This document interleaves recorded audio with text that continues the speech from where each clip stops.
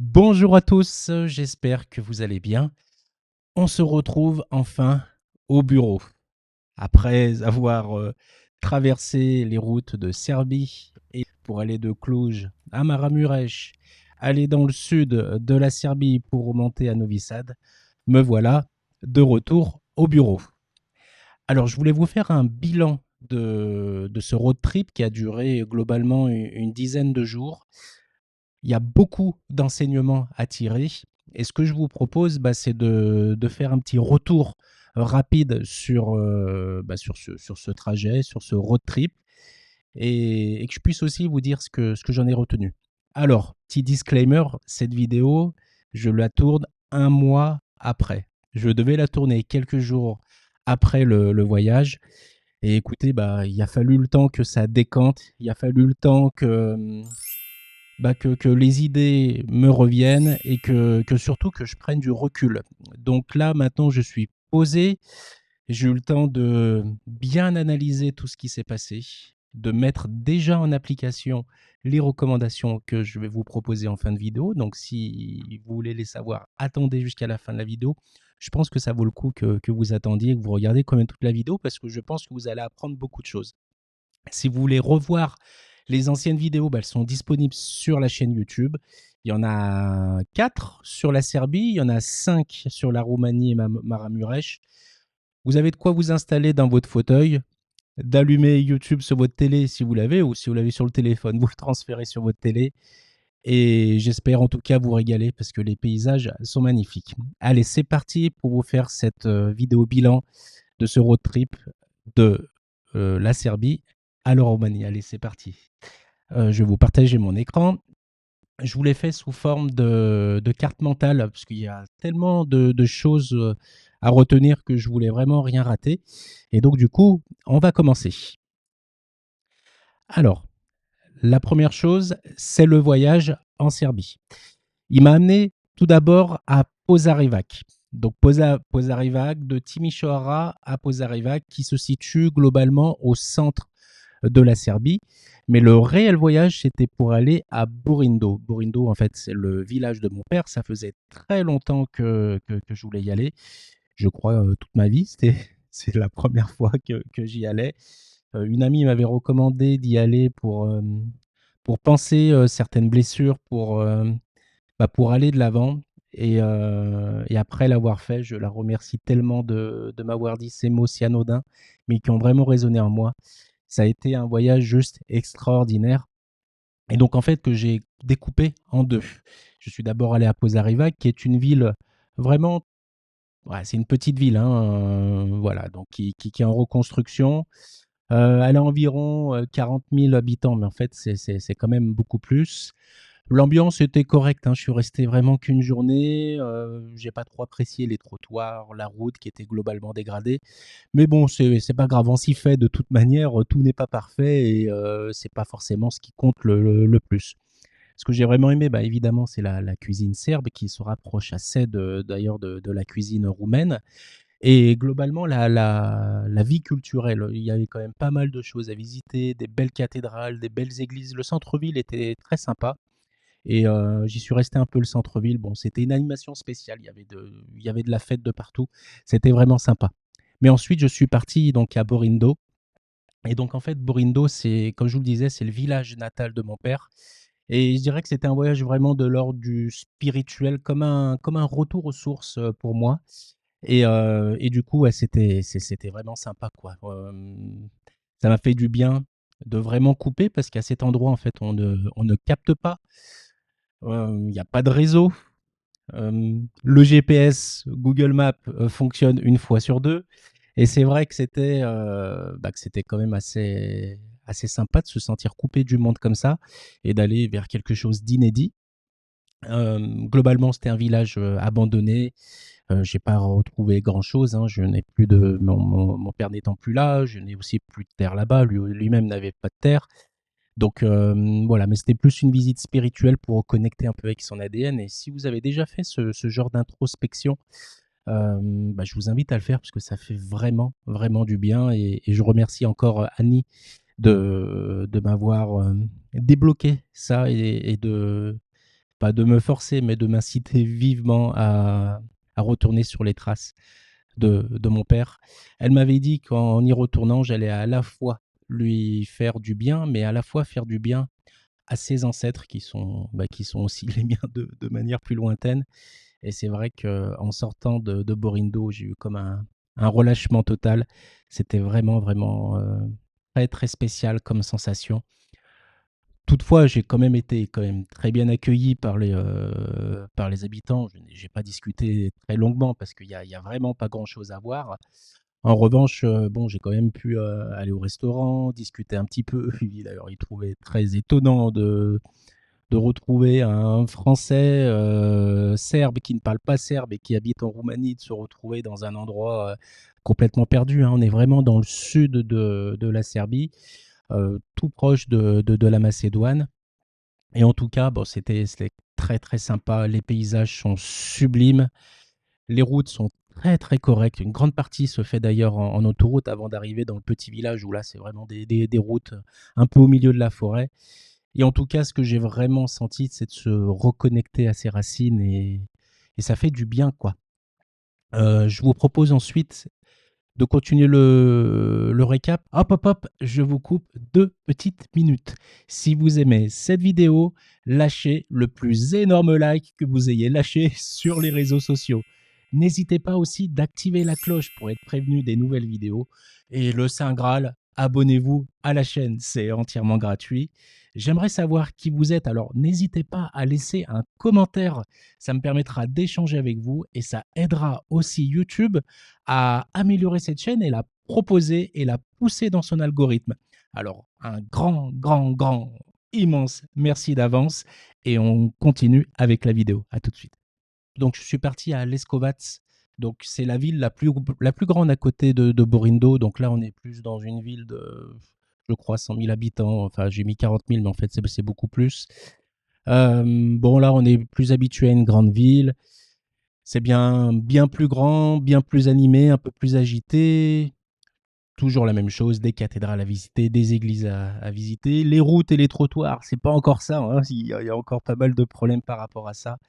Et bon, c'est surtout le nombre de voitures qui me surprend en Serbie. Je trouve qu'il y a beaucoup plus de véhicules que de places disponibles sur la route. Ça, c'est assez étonnant. Et du coup, en fait, donc ça, c'est vraiment à part. Hem, Toujours la cuisine, vous savez, ça se voit, je pense. La cuisine, c'est toujours, un élément pour moi, indispensable de comparaison. On y mange très bien. Évidemment, si vous êtes végane, je ne conseille absolument pas. Et ensuite, après l'Escovats, je devais en réalité donc en fait aller à Niš. Donc Nice, ça s'écrit N-I-S, mais ça se prononce Niche et pas Nice, comme notre belle ville du sud français. Et en fait, plutôt que d'aller à Nice, j'ai décidé d'aller à Novi Sad. J'en avais entendu parler. Et donc là, je me suis retrouvé quand même bien plus dans le nord de la Serbie. Et donc globalement à 2 heures et demie de Timișoara. Et là, bah, ça a été tout simplement la claque. J'ai pris une vraie claque de la dimension de la claque que j'ai prise quand je suis arrivé en Roumanie la première fois, en visitant Cluj, en visitant Sibiu, en visitant Timișoara, en visitant Brașov. J'ai pris une claquasse monumentale. Pourquoi? Parce que je me suis senti vraiment comme chez moi. Alors déjà, bah, parce que c'est serbe, il y a ce côté un peu patriote. Et surtout, c'est que ça ressemble énormément à Timișoara et Timișoara, Sibiu et Cluj, quoi. Et en fait, en me renseignant un peu sur l'histoire, à l'époque, il y avait l'Empire austro-hongrois qui était venu jusqu'à Novi Sad. Et on retrouve toute cette influence que j'aime tant, ces maisons de toutes les couleurs, ces toits si spécifiques et surtout cette joie de vivre, cette tranquillité, quoi. Je dis toujours ça, mais je le ressens comme ça. J'ai l'impression que tout est en slow motion. On se sent extrêmement bien. Les gens, ils ont le sourire là-bas. Et pour moi, c'est vraiment un trésor caché, Novi Sad. C'est vraiment, vraiment sympa comme ville. Je vous invite vraiment, vraiment à aller visiter Novi Sad. C'est une pépite et je suis assez étonné d'apprendre aujourd'hui qu'une telle ville comme ça existait en Serbie. J'étais habitué en fait à Belgrade, j'y suis allé plusieurs fois, donc c'est une ville très sympa, la forteresse est très sympa, mais en soi, bon, j'ai pas forcément vraiment kiffé Belgrade, mais bon, il faut visiter Belgrade, c'est vraiment sympa. Mais Novi Sad, c'est pour moi un vrai cran au-dessus. Ça n'a rien à voir avec Belgrade. Comme je vous le disais, l'atmosphère est détendue, souriante, plutôt jeune. Bon, ça venait peut-être de la période où j'y suis allé, en plein été. C'est impeccable, c'est super propre. Alors, du moins dans le centre-ville, hein, globalement, je ne me suis pas étendu au-delà de Novi Sad, mais sur ce que j'ai pu voir en tout cas, c'est super propre. Les routes sont larges, on se croirait un peu à Los Angeles en fait, avec des routes hyper larges, avec des trottoirs hyper larges, et tout est impeccable quoi. C'est un mélange de modernité et de traditionnalité quoi. De traditionnel, je, je me perds dans les mots maintenant. La forteresse de Novi Sad évidemment qui est très belle. Au-delà de belle, je ne sais pas ce qu'on peut dire. En fait, c'est une version condensée de la forteresse de, je perds mes mots, de Belgrade. Et en fait, bon, c'est un petit cocon, c'est vraiment beau, ça surplombe toute la ville, c'est vraiment magnifique et on prend le temps de profiter, quoi. On voit toute la ville, on est au bord du Danube, ça respire l'air frais. Enfin, c'est une excursion à faire. Et bon, même si c'est un petit peu physique, ça passe, quoi. En tout cas, si vous aimez les villes authentiques, médiévales, avec un accueil chaleureux des habitants, bah, je vous conseille vivement, vivement d'aller à Novi Sad. C'est incroyable. C'est vraiment mon coup de cœur. Je ne pensais pas être autant surpris. Je me suis laissé guider aussi. En déviant le planning, je vous le disais, je voulais aller à Nice, puis ensuite je suis allé à Novi Sad. Ben, je regrette pas, je retournerai à Novi Sad et j'irai visiter Nice pour la première fois. Mais c'est incroyable. Il est certain que je vais retourner à Novi Sad dans pas très longtemps. C'était vraiment, vraiment incroyable. Non, ce n'est pas un bug, j'ai simplement changé de tenue pour vous parler de Creator Apps et de Apogee Max. Ce sont mes deux programmes phares qui aident les entrepreneurs à réaliser de 5 000 à 50 000 euros par mois. J'ai tourné des vidéos qui vous expliquent tout ça. L'inscription, elle est gratuite. Et si vous voulez aller plus loin, il suffit de prendre rendez-vous avec moi et on passera un moment ensemble où j'effectuerai un audit de votre situation pour savoir si vous êtes éligible à Apogee Max et Creator Apps. Les liens sont en description de la vidéo. Et bah écoutez, c'est le moment de repasser à la vidéo. C'est parti. Ensuite, après mon périple de la Serbie qui m'avait déjà mis une bonne claque, eh bien, en fait, il y a une autre partie que je voulais visiter, une autre partie de la Roumanie, c'est Maramuresh.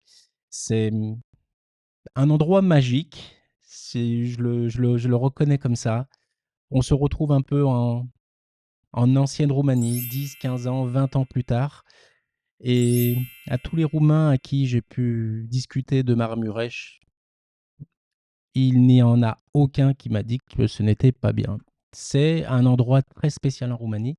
Et, euh, et puis, je vous propose justement de revenir avec moi sur Maramuresh parce que je suis resté plus longtemps que prévu à Maramuresh, donc vous devinez pourquoi. Et puis, je me suis laissé guider par mes émotions, je me suis laissé complètement abandonner par l'ambiance.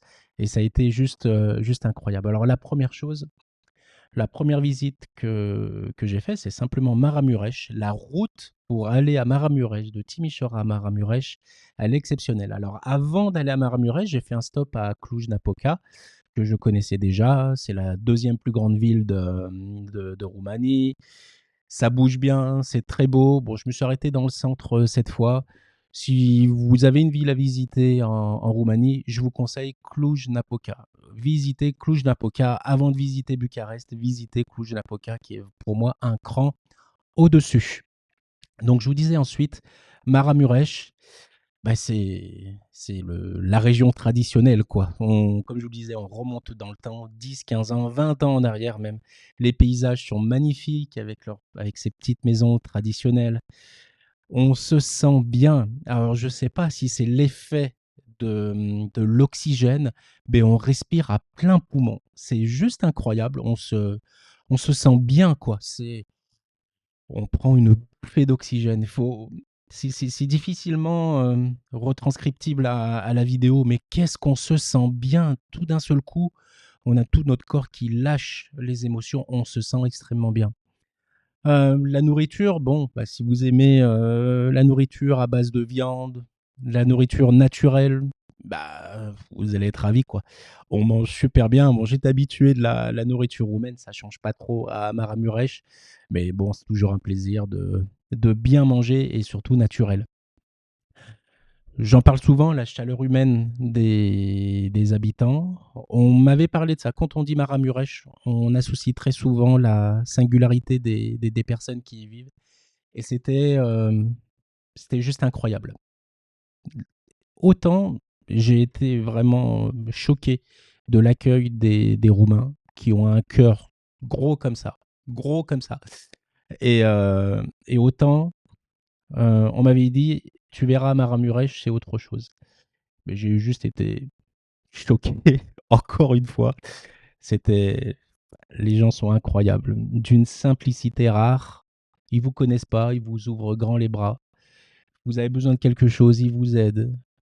Ils ont le sourire. Quand on vous dit bonjour avec le sourire. En fait, ils vous disent bonjour avec leur cœur.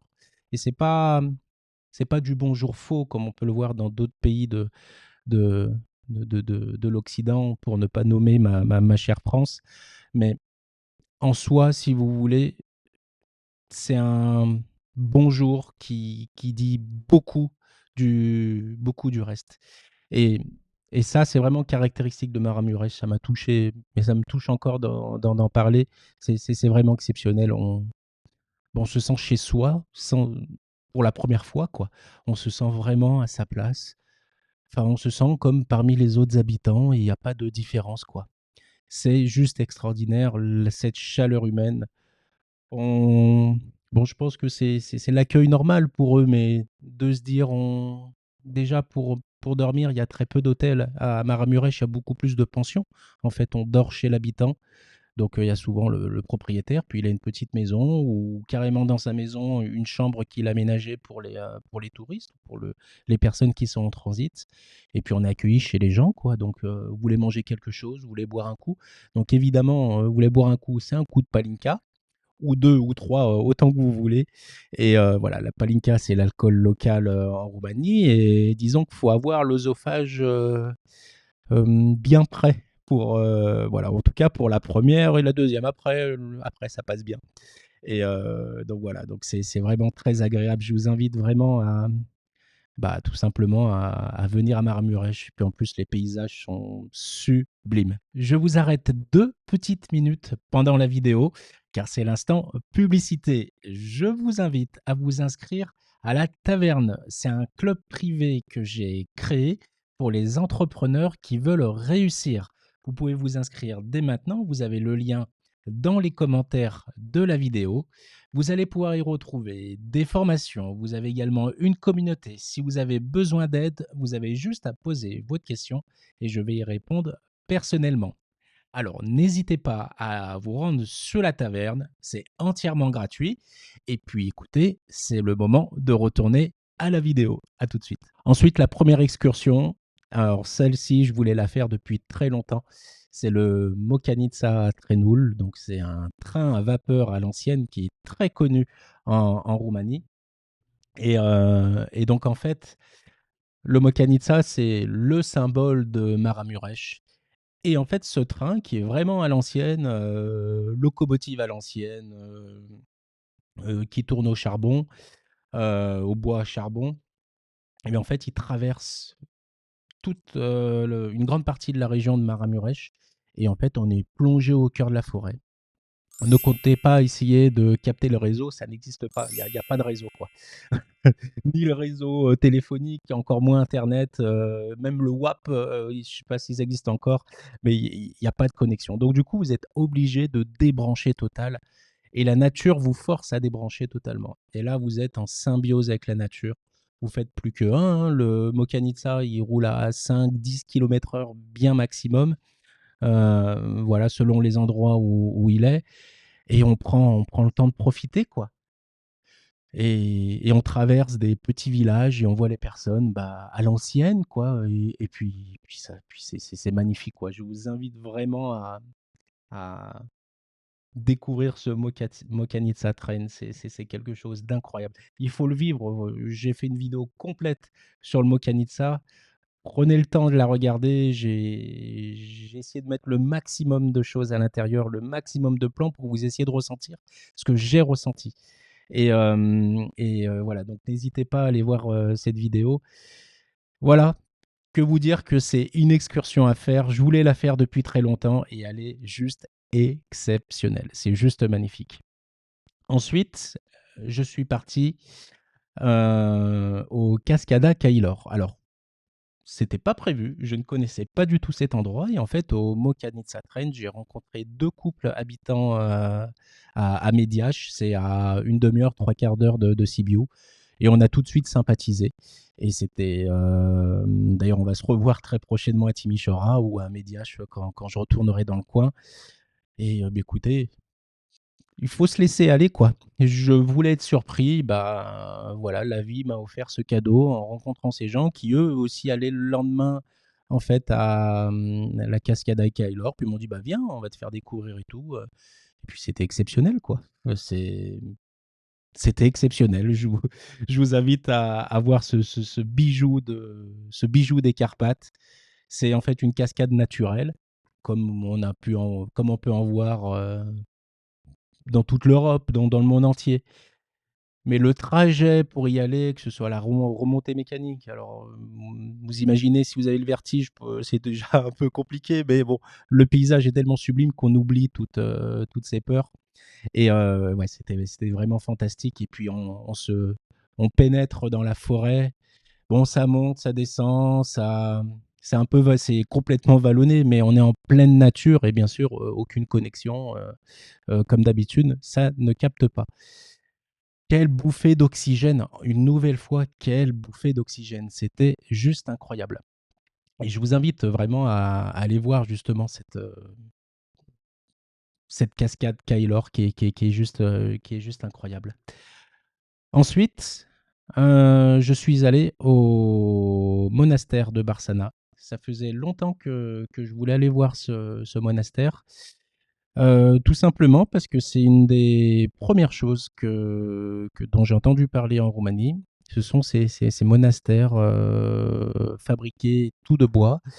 Et j'ai tellement voulu visiter ces monuments que j'en ai fait mon fond d'écran de téléphone. Et pour s'y retrouver pour la première fois, bah, ça fait quelque chose de spécial. Bon, c'est une visite un peu spirituelle, mais c'est splendide à l'intérieur, hein, mais on se sent bien, quoi, une nouvelle fois, puis le paysage est juste incroyable, quoi. Donc je vous invite à aller voir ces monastères. Il y a toute une histoire autour de ces monastères, je le raconte dans la vidéo. On se sent bien, quoi. C'est apaisant, c'est propre, on on se sent bien. Enfin, je vais vous répéter un peu toujours la même chose sur toutes les excursions, mais qu'est-ce qu'on se sent bien dans ces endroits. L'air est pur, on se sent bien à Maramureș, on se sent bien à Timișoara, hein, croyez-moi, c'est une ville superbe à vivre, mais Maramureș, je pense que c'est un cran au-dessus. C'est une autre vie, c'est sûr que ça serait pas fait pour tout le monde, mais c'est assez incroyable. Et ensuite, après le monastère, je suis parti au cimetière joyeux de Sapansa et je voulais visiter en fait ce cimetière. Alors, je vais vous repartager quand même la carte heuristique. Et donc, en fait, ce cimetière, oh, non, C'est déjà aller visiter un cimetière, c'est déjà très spécial quand on y pense, mais c'est devenu une attraction touristique, ici en Roumanie. C'est un cimetière spécial puisqu'il est appelé le cimetière joyeux. C'est simplement qu'ils ont voulu, retranscrire la vie des gens sur les tombes et de manière un peu humoristique. Et à côté de ça, il y a un très beau monastère. Ça se trouve à Sapansa, donc c'est toujours dans la région du Grand Maramuresh. Et je vous invite à aller visiter. J'ai également fait une vidéo sur ce cimetière joyeux. C'est très surprenant. On est un peu mal à l'aise parce qu'on est dans un cimetière et en même temps, on est un peu touriste. Mais la ville vit autour de ce cimetière joyeux qui est connu d'ailleurs dans le monde entier, si on s'intéresse un peu aux excursions de la Roumanie. Et donc, en fait, voilà un peu pour, pour mes visites du voyage en Serbie et du voyage en Roumanie. Et qu'est-ce que j'en ai tiré? Eh ben, en fait, énormément de leçons. Énormément de leçons parce que c'était il y a un mois et j'ai eu le temps de prendre du recul sur tout ça. Donc maintenant, on va passer un peu à la partie un peu business et aussi introspection. Et je voulais vous parler en fait de l'importance, en premier lieu, de l'importance du voyage. C'est une chaîne de business évidemment et de temps en temps, j'aime aussi partager mes voyages. Et d'ailleurs, j'en ai fait énormément depuis 3 ans. J'ai énormément bougé en Roumanie et autour. Et finalement, j'ai très peu partagé de mes voyages, même si vous avez quand même quelques vidéos, que ce soit en Roumanie, en Serbie ou même en Moldavie. Mais j'ai aussi voyagé en Hongrie, j'ai voyagé aussi dans d'autres pays et c'était, à chaque fois extraordinaire. Et donc en fait, ce que je voulais vous dire par rapport à ça, c'est le voyage vous apporte une dose de dopamine et vous éclaircit l'esprit. Pourquoi? Parce qu'en fait, vous sortez totalement de votre zone de confort et ça vous aère totalement l'esprit. Vous êtes confronté à des situations que vous n'avez jamais connues et ça vous force à vous sortir de votre zone de confort et ça vous éclaircit donc l'esprit et vous fait voir d'autres cultures, vous fait discuter avec d'autres personnes, vous change votre vision du monde et votre vision sur vous-même. La deuxième chose, c'est que ça vous rompt la routine. Ça vous sort de vos zones de confort. Donc, je vous l'ai dit juste avant. Vous êtes certainement beaucoup dans mon cas, qui avons une routine bien installée, le travail, la vie, etc. Et on va dire que tout se répète un peu de la même manière tous les jours. N'hésitez pas, si vous le pouvez, à casser cette routine, quoi. Autant la routine, c'est très très bien. Je suis pour une routine efficace et foncer droit devant dans sa routine. Mais il faut ne pas hésiter aussi à la casser, cette routine. Le voyage, introspectif, salvateur, oui, je pense qu'il faut travailler sur soi-même et le voyage permet justement cette introspection vraiment en intérieur de soi et fait du bien. Ensuite, question entrepreneuriale, évidemment, la liberté d'entreprendre. Qu'est-ce qui a changé depuis que je suis en Roumanie? C'est cette liberté. Alors j'ai toujours été libre dans ce que je faisais, mais j'avais toujours un boulet au pied. Que ce soit un boulet au pied parce que j'avais choisi des mauvais associés, un boulet au pied parce que je voulais me mettre des boulets au pied, un autre boulet au pied parce que j'avais des personnes toxiques autour de moi. J'ai toujours eu, ce ne sont pas des excuses, mais c'est toujours ce qui s'est passé. Et sortir totalement de ma zone de confort et changer de vie et venir ici en Roumanie m'a rendu totalement libre. Mais totalement. Pourquoi? Parce que maintenant, je suis libre avec moi-même et je suis libre dans mon cœur. Et c'est ça qui m'apporte les résultats que j'ai aujourd'hui. Je le conseille aussi à tous mes clients. N'hésitez pas à aller plus loin que votre propre liberté. Vous pensez que vous êtes libre, mais vous pouvez encore aller plus loin dans cet esprit de liberté. Plus vous serez libre et plus vous aurez des résultats dans votre business. Et cette liberté, évidemment, elle renforce votre confiance. Et ça, c'est très important. Parce que comment vous pouvez bien vendre vos produits, comment vous pouvez avoir d'excellents résultats si vous n'avez même pas confiance en vous? Comment vous pouvez donner confiance à vos clients si vous êtes coach, si vous travaillez aussi dans l'humain? Comment vous pouvez donner confiance aux autres? Comment vous pouvez donner confiance à votre famille? Comment vous pouvez donner confiance à vos amis si vous-même, vous n'avez pas confiance en vous? Mais la liberté apporte cette confiance. Évidemment, vous gagnez en puissance, évidemment, vous gagnez en force, vous maîtrisez votre vie et plutôt que votre destin. J'aime beaucoup cette phrase, vous maîtrisez votre vie plutôt que votre destin. Et ensuite, bien sûr, bah, vu que vous êtes plus libre, et bah, vos rêves changent, vos rêves évoluent avec le temps. Et bien sûr, bah, il faut toujours croire en ses rêves. C'est la phrase bateau, mais il faut bien avoir quelque chose à se raccrocher. Croire en ses rêves, peu importe le niveau où on penserait avoir ses rêves, vous pouvez très bien vouloir devenir millionnaire, vous pouvez très bien avoir la dernière voiture en vogue, vous pouvez très bien vous acheter une Ferrari, vous pouvez très bien avoir 10 enfants, vous pouvez très bien vouloir être heureux. Chacun a ses rêves en fait, si vous voulez. Mais en soi, euh, croyez en vos rêves et c'est extrêmement important. Ensuite, je voulais vous partager une autre information par rapport au volume de vidéos. Donc ça fait maintenant 1 an que j'ai bien repris la chaîne YouTube et pourtant il y a très peu de vidéos. J'ai eu un dilemme dernièrement. J'avais tourné une quinzaine de vidéos pour la chaîne YouTube, mais elles étaient sans saveur. Je n'étais vraiment pas très heureux de les avoir tournées. J'ai été un peu forcé de les tourner. Et en fait, je me suis aperçu que le contenu en fait ne me plaisait pas parce que j'étais pas en symbiose avec le fait de partager pour les bonnes raisons. Évidemment, je ne suis pas dupe, il faut alimenter l'algorithme de YouTube, il faut lui donner à manger, comme toutes les plateformes sociales, il faut leur donner du contenu. Mais à quoi sert de produire du contenu? À quoi sert de partager du contenu si vous le faites parce qu'il faut partager? Je pense quand même que le contenu qui doit être partagé, surtout sur une chaîne YouTube, où on essaye plutôt d'apporter de la qualité. Je ne vous parle pas d'un compte TikTok à l'arrache avec des vidéos tournées en IA. Ça, c'est autre chose. Mais YouTube, pour moi, a une notion plus de qualité en termes de contenu, surtout en termes de contenu long. Donc, à quoi sert de créer du contenu si vous n'y mettez pas une partie de votre âme à l'intérieur? Et donc, en fait, j'étais pris entre ce dilemme. Et c'est aussi pour cette raison que je n'ai pas produit beaucoup de contenu pendant toute cette année. Et maintenant, je pense que j'ai enfin compris ça. J'ai trouvé l'axe sur lequel je vais pouvoir partager beaucoup plus régulièrement. Et donc, du coup, voilà. Donc, faites attention à ça aussi, de ne pas devenir prisonnier de votre rôle de créateur de contenu. Créez du contenu s'il a du sens pour vous et s'il a du sens pour votre audience. Mais créez pas du contenu parce que il faut absolument créer du contenu parce que vous voulez des vues, etc. Non, on s'en fout des vues, quoi. Moi, je m'en fous d'avoir Bien sûr, c'est appréciable si on a des vues, c'est appréciable si on a des retours, des likes, des j'aime, des commentaires, etc. Évidemment, on va pas se le cacher, c'est appréciable. Mais en soi, moi, je cours pas après les vues, quoi. C'est pas grave si j'en ai pas. Je préfère créer des bonnes connexions avec mon audience. Et c'est cette audience-là qui vont, à un moment donné, s'ils le souhaitent, devenir mes clients. Qu'est-ce que ça a changé aussi? C'est Ce voyage m'a fait comprendre qu'il fallait donner encore plus à mes clients.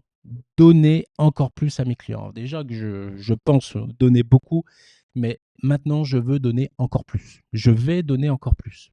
Bon, ils payent certes le prix pour cela, mais là n'est pas la question du prix. C'est la question du résultat. Si je leur donne plus et ils mettent en action ce que je vais leur donner, ça va leur donner beaucoup plus de résultats. Et l'objectif avec mes clients, c'est de leur apporter le maximum de résultats et avoir une qualité de service irréprochable, du moins la meilleure possible. Et ça m'a provoqué un déclic, ce voyage. Je me dis, mais Dragan, si tu améliores tes process, tu pourras encore donner beaucoup, beaucoup plus.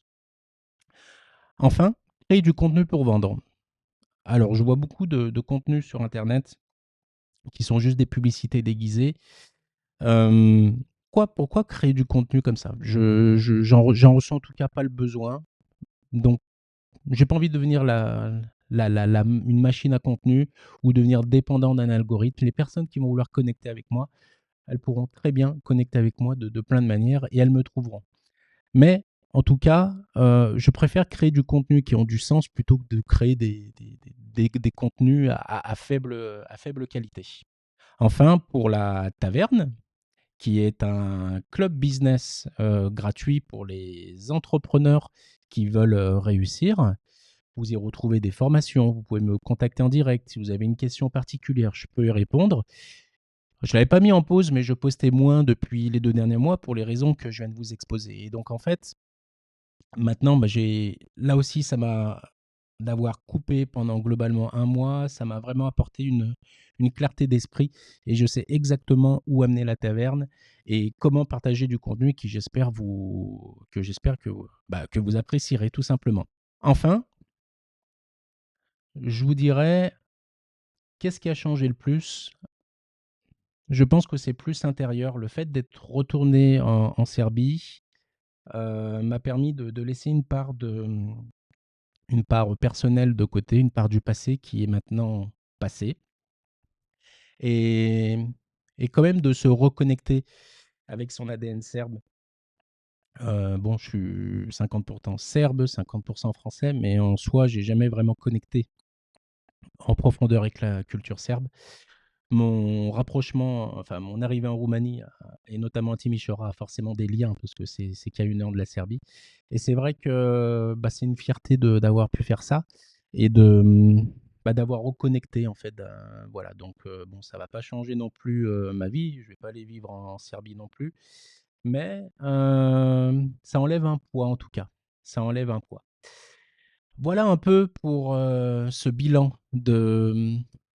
pour ce bilan de ce road trip Serbie-Roumanie.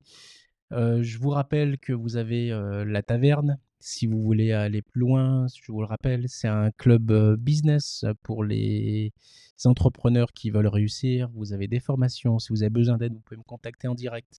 Vous avez du contenu gratuit qui va vous aider dans votre business, que vous pouvez actionner directement dans votre business. Et si vous voulez aller plus loin, vous avez mes programmes phares qui sont Apogee Max et Creator Apps qui vous aident à faire de 5 000 € à 50 000 € par mois. Ça dépend évidemment de votre niveau et de vos ressources, évidemment. Mais en tout cas, avec ces deux programmes, vous allez pouvoir générer un revenu stable et sur le long terme. Si vous avez aimé cette vidéo, n'hésitez pas à lâcher un like. Je vous ai dit les choses telles quelles. Certes, je l'ai préparé, je l'ai structuré pour que ce soit un peu plus digeste de votre côté. Si vous avez des retours à faire sur cette vidéo, n'hésitez pas, il y a l'espace commentaire. Si vous l'avez aimé, lâchez un like, ça donne de la force à la chaîne et ça donne aussi, euh, on va dire, des idées à YouTube en lui disant ah ben finalement ça peut être sympa de relayer cette chaîne à d'autres personnes. Donc voilà, en tout cas ça aide la chaîne. Je vous dis à très bientôt et d'ici là, prenez soin de vous. Faites du business, soyez heureux, soyez en paix et à très bientôt. Salut, bye bye, ciao ciao.